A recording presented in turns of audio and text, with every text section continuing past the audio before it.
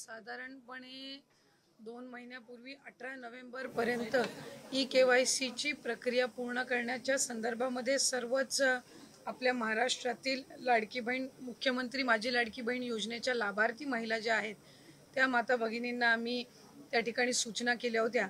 त्यानुसार जवळपास 1,20,00,000पेक्षा अधिक महिलांची ई-KYC ची प्रक्रिया 100% पूर्ण झालेली आहे आणि 50 लाखापेक्षा अधिक अशा महिला आहेत ज्यांची साधारणपणे 60-70% ही जी प्रक्रिया आहे ती त्या ठिकाणी पूर्ण झालेली आहे।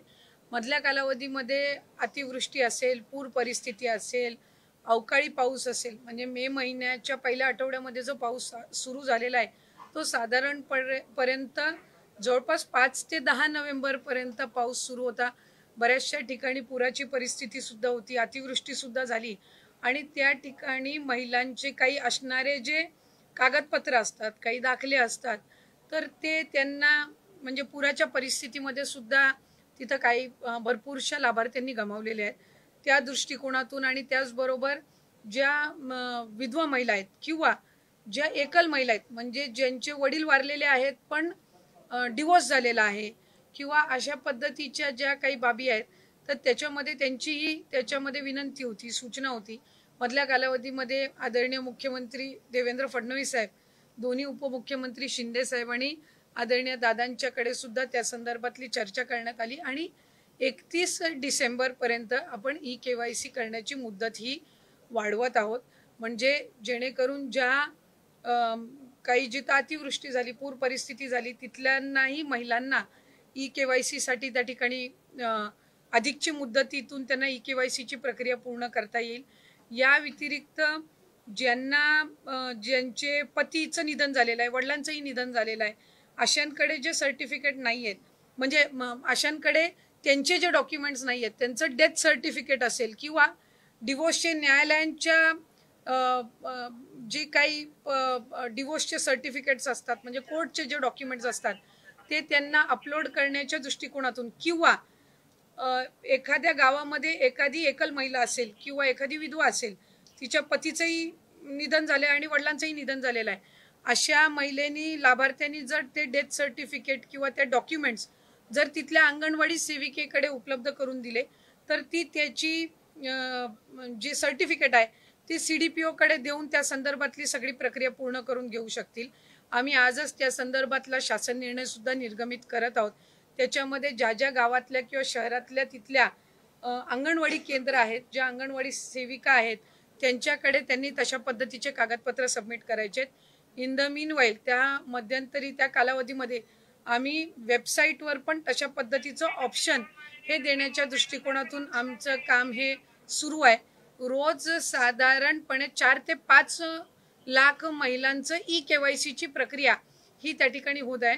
मधल्या कालावधीमध्ये थोडं 1-2 लाखावरती संख्या आलेली होती, पण नंतर पुन्हा एकदा त्या वेबसाईट आणि संबंधित विषयांवर काम करून आता ती पूर्वपदावर आलेली आहे।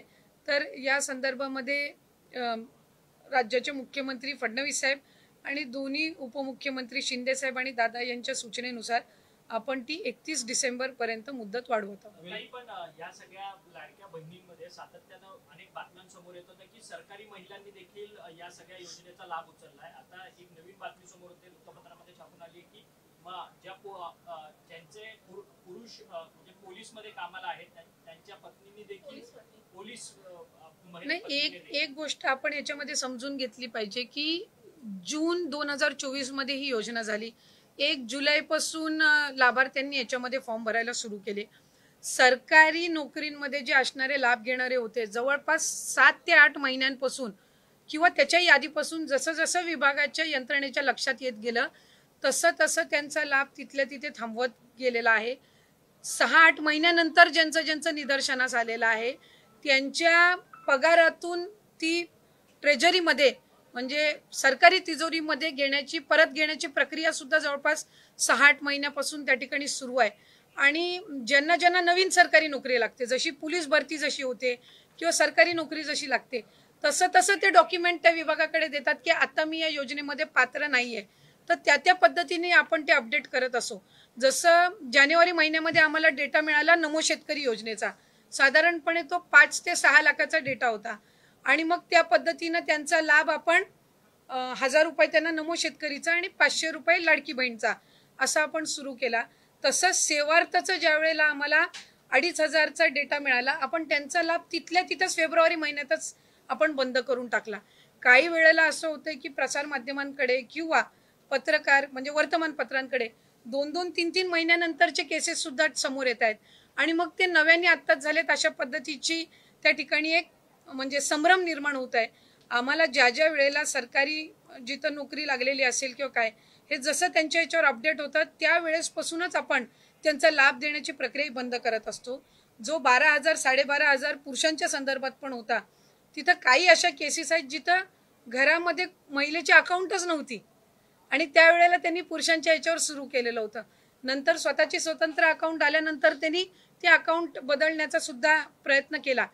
आता त्या सगळ्या याच्यामध्ये ही KYCची प्रक्रिया ही अतिशय उपयुक्त ठरणार आहे की याच्यामधनं लाभार्थी जे जेन्युइन आहेत ते 31 डिसेंबरपर्यंत एकदा KYC झालं की मग याच्यामध्ये अशा पद्धतीच्या कुठल्याही घटना ज्या 6-8 महिन्यापूर्वी झाल्या त्या होणार नाहीत.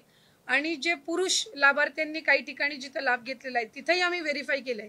ज्या ज्या वेळेला लक्षात आलं त्यावेळेला त्याच वेळेला तिथं त्यांचा लाभ वितरणाची प्रक्रिया ही थांबवण्यात आलेली आहे आणि ज्यांची नाही तर त्यांना दंड आकारण्याच्या संदर्भातली सुद्धा किंवा त्यांच्याकडनं ती जी रक्कम आहे ती पुन्हा एकदा वसूल करण्याच्या संदर्भामध्ये सुद्धा जो प्रस्ताव आहे तो विभागाच्या वतीने शासनापर्यंत जाणार आहे. पण ही ज्या सरकारी कर्मचाऱ्यांच्या कुटुंबाकडनं हा लाभ घेण्यात आलेला आहे ती रक्कम काही जमा झाली का किंवा त्याचा काही अंदाजित आकडा आहे का? अंदाजित म्हणजे साधारणपणे मी आपल्याला म्हटल्याप्रमाणे सुरुवातीच्या कालावधीमध्ये आम्हाला सेवार्थीचा आलेला सेवार्थी खरं तर 8,000 पेक्षा जास्ती आहेत, पण आम्हाला तो डेटा जसा उपलब्ध झाला 2-2.5 हजारचा आम्ही तिथल्या तिथे ती प्रक्रिया त्यांना वितरित करण्याची थांबवली. साधारणपणे फेब्रुवारी महिन्यातली घटना आहे. सरकारीमध्ये पण बरेचसे असे आहेत ज्यांची सरकारी नोकरी लागल्यानंतर स्वइच्छेने त्यांनी आपलं जे चलन असतं सरकारी चलन याच्यातनं त्यांनी ती रक्कम परतफेड केलेली आहे. जिथं जिथं प्रशासनाच्या स्थानिक प्रशासनाच्या लक्षात आलं तिथं तिथं त्यावेळेला त्यांनी एकतर तो लाभ बंद केलेला आहे आणि जर त्यांना 3 महिन्याचा लाभ गेला असेल तर त्यांच्याकडनं दर महिन्याचा वसूल करण्याच्या संदर्भामध्ये सुद्धा प्रक्रिया केलेली आहे. त्यामुळे साधारणपणे ही जी संख्या आहे ही काही फार मोठी नाही आहे. म्हणजे तसं बघायला गेलं तर 1% पण आतली असणारी संख्या आहे आणि ती प्रक्रिया जी आहे ती आपल्याकडे ती विभागाकडे ती रक्कम परत येणार नाही. ती शासनाचं जे ट्रेजरी डिपार्टमेंट आहे यांनी जो एक ठराविक हेड आम्हाला ओपन करून दिलेला आहे ती त्याच्यामध्ये येते आणि मग ती शासन जमा होते. नाही ही प्रक्रिया सुरू आहे. म्हणजे ही कसं आहे जसं आता तुम्ही पोलीस भरतीच्या संदर्भातलं म्हटलं की पोलीस भरती जशी जशी होत त्याच्यातले जे लाभार्थी असतील ज्यांची पोलीस भरतीमध्ये नियुक्ती झाली मग ते नंतर 1-1.5 महिन्याच्या नंतर कालावधीमध्ये ते विड्रॉ करायला लागतात. त्यामुळे दर महिन्याला अशा पद्धतीचे आकडे येत असतात. जसं 65 वय च्या पलीकडे ज्या महिला जातात ती दर महिन्याला रिवाईज होत असते. म्हणजे जसं जसं ते 65 वर्षाच्या पुढे जातात तसं तसं ते अपडेट होत जातं. म्हणजे जे ऑक्टोबर महिन्यामध्ये लागू आहे ते नोव्हेंबरमध्ये लागू होईलच अशातला काही भाग नसतो. आणि जसे जसे त्यांच्या डॉक्युमेंटचे व्हेरिफिकेशन होत जातात इतर सगळ्या बाबी त्यांच्या पूर्तता होत जाते त्या पद्धतीने ती प्रोसिजर ही पार पडत असते. मराठवाड्यातील ज्या महिला ज्या आहेत त्यांची कागदपत्र गहाळ झाली आहेत त्यांना सरकार कशा पद्धतीने मदत करते? म्हणजे कागदपत्र गहाळ झाली जसं आपण मगाशी म्हणाला होतात त्यांना कशा पद्धतीने मदत होते? एक तर आपण याआधी बघितलेलं आहे की ज्या वेळेला भूकंपाची असेल अतिवृष्टी असेल पुराची ज्या वेळेला परिस्थिती येत असते त्यावेळेला तिथल्या स्थानिक प्रशासन म्हणजे महसूल विभाग जो असतो तो या दाखल्यांच्या संदर्भामध्ये तिथं ते काम करत असतात. कारण तिथले जे म्हणजे अगदी ग्राउंड लेवलला मंडल अधिकारी असतात तलाठी असतात यांच्याकडे पंचनाम्यांची नोंद झाल्यानंतर त्या पंचनाम्यांमध्ये तो डेटा येतो की त्यांचं काय काय त्याच्यामध्ये त्यांनी कागदपत्री कुठली गमावलेली आहेत किंवा काय काय नुकसान झालेलं आहे आणि त्यानुसार त्या कागदपत्रांची किंवा त्या दाखले असतील त्याची पुन्हा एकदा नव्याने बनवणं ही सगळी प्रक्रिया ही त्यानिमित्ताने होत असते. त्याला कालावधी लागत असतो कारण तो महसूल यंत्रणेचा भाग असतो. म्हणून आम्ही ही मुदतवाढ दिलेली आहे कारण आता गेल्या महिन्यातच आपल्याकडे ही अतिवृष्टी आणि पूरची परिस्थिती झाली आणि मग त्या कालावधीमध्ये त्यांना साधारणपणे 2 ते 3 महिन्याचा कालावधी पुन्हा एकदा त्यांचं नव्याने आधार कार्ड बनवणं किंवा वोटिंग कार्ड बनवणं किंवा समजा त्यांचा जातीचा दाखला असेल किंवा इतर म्हणजे इन्कम सर्टिफिकेट असेल, या सगळ्या गोष्टींसाठी तो कालावधी जात असतो आणि म्हणून हा आपण 31 डिसेंबरपर्यंत वाढवलेला आहे. मुख्यमंत्री लाडकी बहन ये जो योजना है उसमें हमने KYC का प्रोसीजर ये 2 महीने पहले शुरू किया था. 18 नवंबर को उसकी आखिरी तारीख थी. हमने आज आदरणीय मुख्यमंत्री देवेंद्र जी फडणवीस सर, उप मुख्यमंत्री शिंदे सर और अजीत दादा की अनुमति से, उनके सूचना से हमने वो जो डेडलाइन थी 18 नवंबर की, उसको आज एक्सटेंशन देके 31 डिसम्बर तक 31 डिसम्बर तक वो बढ़ाई है, ताकि ये KYC की जो प्रोसीजर है वो कोई भी लाभार्थी KYC का प्रोसीजर उन्होंने किया नहीं है, इस वजह से वो इस लाभ से वंचित ना रहे. इसलिए हमने उनको इस 2 महीने की मतलब अभी जो मोर देन 1 मंथ का उनको एक्सटेंशन दिया है. और मुझे विश्वास है कि इस एक्सटेंशन में ज़्यादा से ज़्यादा जो लाभार्थी KYC से वंचित रहने वाले थे उनको ये जो एक्सटेंशन दिया है उसमें राहत मिलेगी. रायगडमध्ये काय परिस्थिती असू शकते? 21 तारखेला माघारीचा दिवस आहे.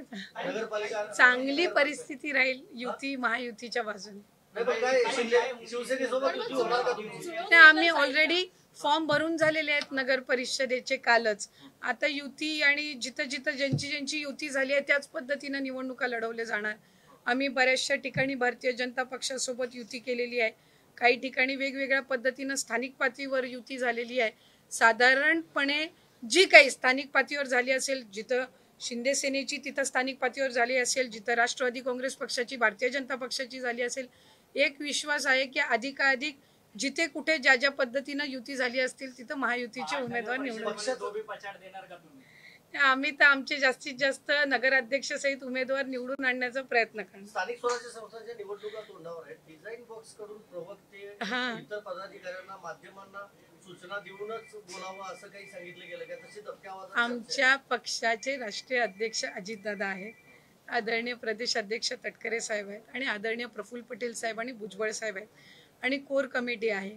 यांच्या सूचनेनुसारच प्रवक्ते असतील, इतर सेलचे जे कामकाज असेल त्यांच्या जबाबदाऱ्या असतील ह्या पार पडत असतात. एजन्सी ही त्याच्यामध्ये एक सपोर्टिव्ह भाग असते. ज्या काही सूचना असतील त्या आदरणीय अजितदादांकडनं, प्रदेश अध्यक्षांकडनं, राष्ट्रीय आमचे जे कार्याध्यक्ष आहेत यांच्याकडनं जात राहतील आणि त्या पद्धतीनं प्रवक्ते आणि इतर संघटनांसोबत संवाद हा राहतील. थँक्यू. देश विदेशातील प्रत्येक घडामोडींचे लाईव्ह अपडेट मिळवण्यासाठी आता साम टीव्हीच्या सर्व सोशल मीडिया प्लॅटफॉर्मला लाईक, फॉलो आणि सबस्क्राईब करा. तसंच सर्व नोटिफिकेशनसाठी बेल आयकॉन प्रेस करायला विसरू नका.